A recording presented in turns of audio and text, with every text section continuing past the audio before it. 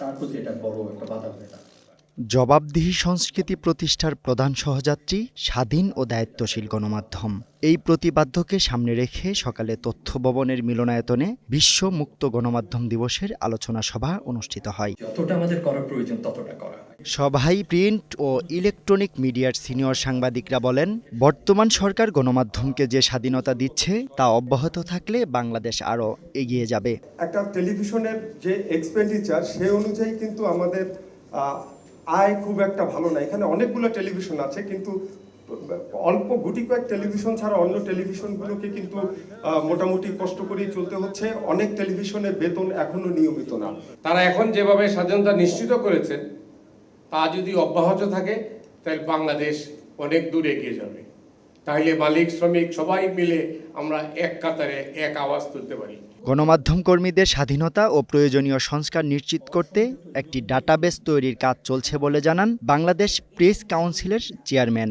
2022 সাল থেকে সাংবাদিক ডাটাবেজের কাজ বাংলাদেশ প্রেস কাউন্সিল শুরু করেছে এবং তা চলমান আছে। এই কাজ দ্রুত সম্পন্ন হলে আশা করি সংবাদপত্র ও সাংবাদিকদের মান উন্নয়ন,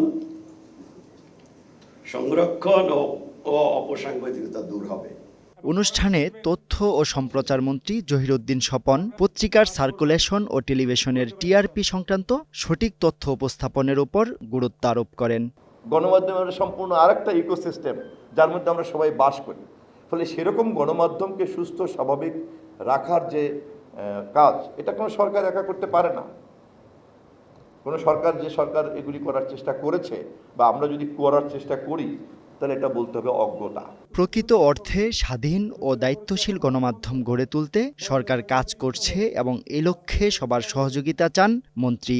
আমি অনুরোধ করব, আসুন যত দ্রুত সম্ভব আমরা এই একটা সুদূর প্রসারী লক্ষ্য আর একটা হচ্ছে তাৎক্ষণিক কিছু কাজ জরুরিভাবে করতে পারি কিনা এ বিষয়ে আমরা একটা জরুরি বৈঠকের জন্য আমি আপনাদেরকে চা খাওয়ার নিমন্ত্রণ জানাবো শিগগিরই। এর আগে দিবসটি উপলক্ষে সকালে রাজধানীর অফিসার্স ক্লাব থেকে তথ্য ভবন পর্যন্ত একটি বর্ণাঢ্য র্যালির আয়োজন করে তথ্য ও সম্প্রচার মন্ত্রণালয়।